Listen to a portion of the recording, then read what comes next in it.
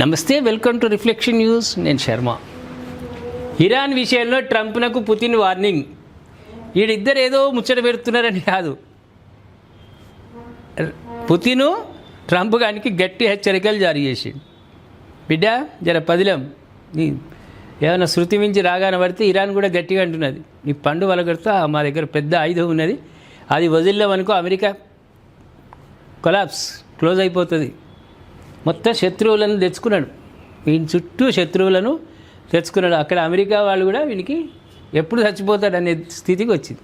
వీడు పోతే మంచిగా ఉండన్న దాకా వచ్చింది. అందుకే కాల్పులు జరిగినాయి. మొన్న 3 సార్లు అటాక్ చేసారు, మామూలు కాదు. ఎలక్షన్లప్పుడు అప్పుడు జరిగింది. తర్వాత అంత గొప్ప పేరు తెచ్చుకున్నాడు.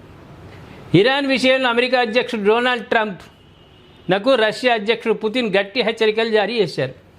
టెహ్రాన్పై మళ్లీ సైనిక చర్యకు దిగితే అత్యంత ప్రమాదకరమైన పరిస్థితులు ఎదుర్కోవాల్సి వస్తుందని పుతిన్ హెచ్చరించినట్లు క్రెమ్లిన్ సహాయకుడు యూరీ ఉషాకో పేర్కొన్నారు.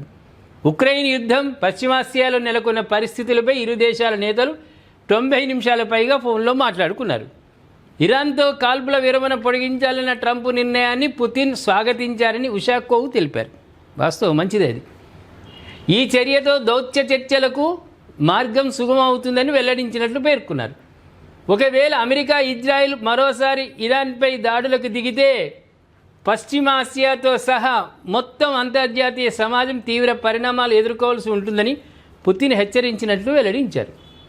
వీడు ఏం చేస్తున్నాడు? ట్రంప్ ఓ 10 రోజులు గ్యాప్ అంటున్నాడు, ఓకే, కానీ అన్నీ మోహరిస్తున్నాడు. మళ్ళీ యుద్ధ విమానాలు, సైనికులు. అంటే ఈ గ్యాప్ దేనికి వాడుకుంటున్నావు నువ్వు? ట్రంప్ గారు దేనికి యూజ్ చేస్తున్నాడు అంటే అక్కడ మోహరించడానికే. అనుమానం రాదా? రష్యా కానీ, చైనాకు కానీ, ఇరాన్కి కానీ అనుమానం రాదా? ఇజ్రాయిల్కు వీడు గ్యాప్ ఎందుకు ఇస్తున్నాడు? చర్చలని ఒక పక్కకు పిలుస్తున్నాడు, మళ్ళీ పక్కన ట్యాంకర్లు, గింగర్లు అన్నీ మళ్ళీ మోహరిస్తున్నాడు. అంటే వీడు యుద్ధం చేయడానికి రెడీ ఉన్నట్టే కదా. ఏమనుకుంటారు? అట్లా తయారైంది వీడి వ్యవహారం అంతా. ఇరాన్తో ఉద్రిక్తతలు ముగించేందుకు సాధ్యమయ్యే దౌత్య ప్రయత్నాలకు రష్యా సిద్ధంగా ఉందని పుతిన్ పునరుద్ఘాటించారన్నారు. ఉక్రెయిన్ సరిహద్దు వెంబడి పరిస్థితులను గురించి ఇరు దేశాల నేతలు చర్చించుకున్నట్లు తెలిసింది.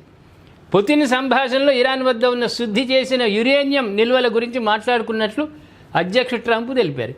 ఈ నిల్వలను తీసుకునేందుకు సిద్ధంగా ఉన్నామని పుతిన్ పేర్కొన్నట్లు వెల్లడించారు. అయితే మీరు నాకు సహాయం చేసే ముందు నేను మీ యుద్ధాన్ని ముగించాలనుకుంటున్నానని తాను బదులిచ్చినట్లు ట్రంప్ పేర్కొన్నారు.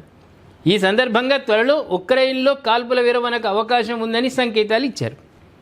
రష్యా అధ్యక్షుడు కొద్ది రోజుల కాల్పుల విరమణను సూచించారని, దీనిపై త్వరలోనే అధికారిక ప్రకటన వెలువడవచ్చని ట్రంప్ తెలిపారు.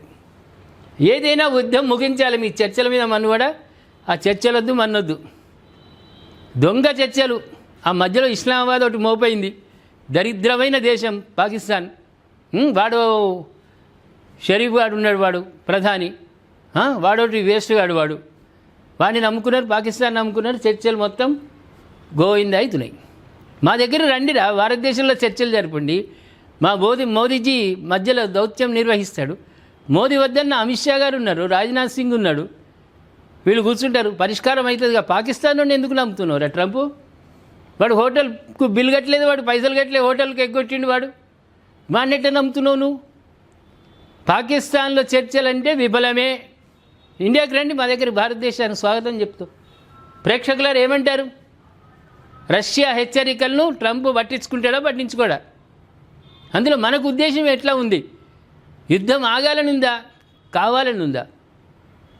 ఒక రకంగా ఈ యుద్ధము అమెరికాకు నాశనం చేయడానికి మొదలైంది. పుతిన్ వీడు ట్రంప్ గారు ఏమైందిగా, ఆ దేశాన్ని నాశనం చేసేందుకే రాష్ట్రపతి అయింది, అధ్యక్షుడు అయింది. దయచేసి వీటి మీద మీరు కామెంట్ రూపంలో తెలియజేయండి. సబ్స్క్రైబ్ చేసుకోండి, షేర్ చేయండి.